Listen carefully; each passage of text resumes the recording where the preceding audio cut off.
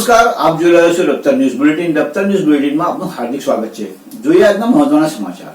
ડેડિયાપાડાના ધારાસભ્ય સામે ભારતીય જનતા પાર્ટીના સાંસદ મનસુખ વસાવાએ જે 75 લાખમાં તોડબાજીના આરોપો કર્યા હતા, જેને કલેક્ટરે નકારી લીધા પછી મનસુખ વસાવાએ એક પ્રેસ કોન્ફરન્સમાં જણાવ્યું કે જો મને ન્યાય નહીં મળે તો હું ભાજપ પાર્ટી છોડી દઈશ. તો શું છે સમગ્ર મામલો, સાંભળીએ મનસુખ વસાવા. આજે પણ બહુ સ્પષ્ટ છું.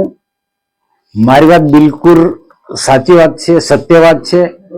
મારે જૂઠું બોલવાનો કોઈ પ્રશ્ન ઉપસ્થિત થતો જ નથી. પ્રધાનમંત્રી નરેન્દ્રભાઈ મોદી સાહેબ આવ્યા અને બે મોટા કાર્યક્રમ થયા. સ્ટેચ્યુ ઓફ યુનિટીમાં એકતા પરેડનો કાર્યક્રમ, ભવ્ય કાર્યક્રમ રહ્યો, જે આખા દેશ ને દુનિયાએ જોયો. પછી બીજો દેવ મુંગરા માતાજીના દર્શન કરીને ડેડિયાપાડામાં ભગવાન બિરસા મુંડાના જન્મ જયંતિનો આખો કાર્યક્રમ ઉજવ્યો. એ પણ એક આદિવાસી સમાજમાં અંદર બહુ સારો મેસેજ ગયો.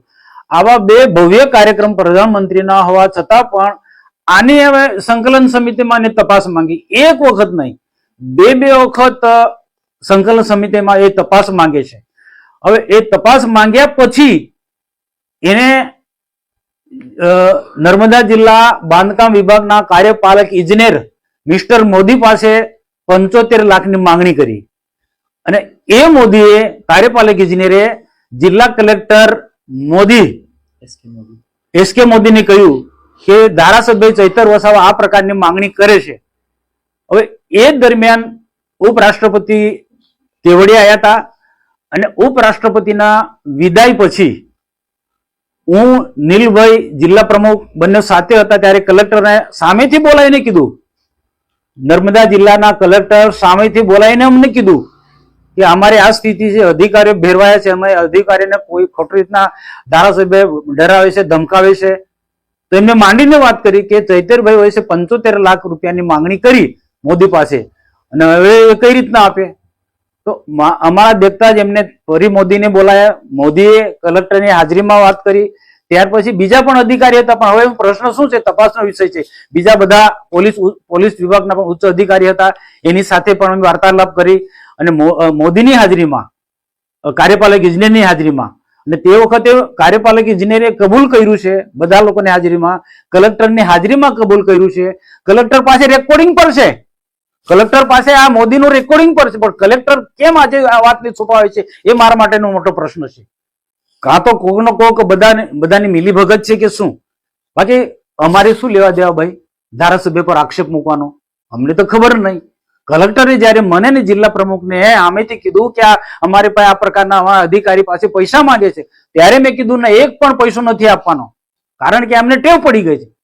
અને તે જ વખતે બીજા દિવસે પત્રકાર પરિષદ બોલાવીને મેં કીધું ના, પત્રકાર મિત્રો કે ભાઈ આ રીતના છે, નામ નતું લીધું કે આમ આદમી પાર્ટીના લોકો આ રીતના અધિકારીને દબાવીને અલગ અલગ રીતના પૈસા ઉઘરાવે. જંગલ ખાતાની વાત પણ છે, આજની તારીખે પ્રૂફ નથી કરતા ચૈતર વસાવા. પછી આ ગરડેશ્વરમાં જે ખોટા બાંધકામ થયા એ ચૈતર વસાવા સંકલનમાં પ્રશ્ન પૂછી મીડિયા સમક્ષ વાત કરી, એ પ્રૂફ નથી કરતા. પછી આ ત્રીજો, એને એક પ્રકારની ટેવ પડી ગઈ છે અને આ પ્રકારના તોડ પાણી કરવાના. આટલા મોટા કાર્યક્રમો થતા હોય, સ્વાભાવિક છે કે 5-10% આગુ પાછું વહીવટમાં થતો હોય, એ બધા સ્વીકારે છે. પણ અને તપાસ માંગો તો તપાસ માંગો, તમે તપાસ માંગીને તોડ શું કામ કરો છો? અને આજે 75 લાખની વાત કલેક્ટરે કહ્યું છે, કાર્યપાલક ઇજનેર મિસ્ટર મોદીએ કલેક્ટરને કીધું, કલેક્ટરે એમને કીધું, અને પછી એ લોકો બધા ભેગા પણ થયા છે. અમને કીધું જો સરકાર અધિકારીને બચાવીશું. આ જે હું જે મીડિયા સમક્ષ જે બોલ્યો કે ચૈતરભાઈ 75 લાખની માંગણી કરે છે, એ મારો કોઈ મતલબ નથી. હું કર્મચારી, જિલ્લાના અધિકારી ને ના તરફેણમાં સરકાર તરફથી હું તો કહું, સરકારે પણ આમાં સ્ટેન્ડ લેવું પડે, સરકારે પણ બોલવું પડે. નાનો તો સામાન્ય બાબત નથી. ના વાતની સરકાર સુધી આટલા સમયથી મીડિયામાં આવે છે, આ બધી વાત ઉપર સુધી સરકારમાં પહોંચે છે. સરકારને આમાં ન્યાય કરવો પડશે. કલેક્ટર સાચો છે, ચૈતર વસાવા સાચો છે કે મનસુખ વસાવા અને નીલરાવ જિલ્લા પ્રમુખ સાચા કોણ છે? એ કલેક્ટરે સ્ટેન્ડ લેવું પડશે આમાં, અને રાજ્ય સરકારે સ્ટેન્ડ લેવું પડશે. હું છોડવાનો નથી, હું સત્યની લડાઈ લડું છું, હું સાચો છું. હવે સાચો કલેક્ટર છે, કાર્યપાલકજીને મોદી સાચો છે કે ચૈતર વસાવા સાચો છે, હવે તપાસનો વિષય છે. હવે જે મેં જોયું એમનું નિવેદન જોયું, કલેક્ટર કેમ આવું બોલે, કંઈક ને કંઈક મને લાગે છે કારણ હશે, એ મારે જાણવું કે કલેક્ટર બિલકુલ ઘસી ના પાડે છે. કલેક્ટર નું આખું તમે જો હાવભાવ તમે જો કલેક્ટર આ રીતના દબાઈ છે કેમ પણ હું પૂછું છું. આજે તમે મીડિયામાં જોજો ચૈતર હાવી થાય છે, ચૈતર વસાવા ધારાસભ્ય, અને કલેક્ટર બિલકુલ પેલું ડરપોક હોય એ રીતના આમ મીંડું આડીને બેસી રહ્યો છે. ચોક્કસ આમાં કંઈક ના કંઈક મને લાગે છે. હું સાચો છું કે કલેક્ટર સાચો કે ચૈતર વસાવા સાચો છે એ સરકાર નક્કી કરશે. આ મતલબ સરકાર પાસે હું લઈ જઈશ, અને સરકાર જો મારી સાથે ન્યાય કરે તો હું ભારતીય જનતા પાર્ટી છોડી દઈશ. કલેક્ટર પાસે પણ જઈશ અને સરકારમાં પણ જઈશ, ને સરકાર જો મને ન્યાય નહીં કરે, જો મારી લડાઈ જે છે એ કોની સામે લડાઈ છે? સરકારને છાસવારે ગાળો દે છે, બેફામ ગાળો દે છે, સરકારના મંત્રીઓને ગાળો દે, અધિકારીને ડરાવે છે, ધમકાવે છે. તો આ લોકો વચ્ચે ઉપરાવું લઉં છું.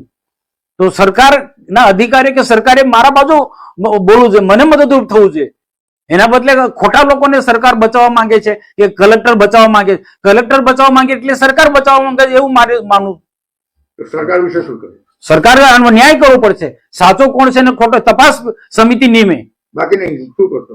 હું તો મુખ્યમંત્રી થી માંડીને બધાને લખે. હું એકલો નહોતો, મારી સાથે જિલ્લા પાર્ટીના પ્રમુખ નીલરામ હતા, અને અમે સામેથી પૂછ્યું નથી, સામેથી કલેક્ટર અમને બોલાવીને કીધું છે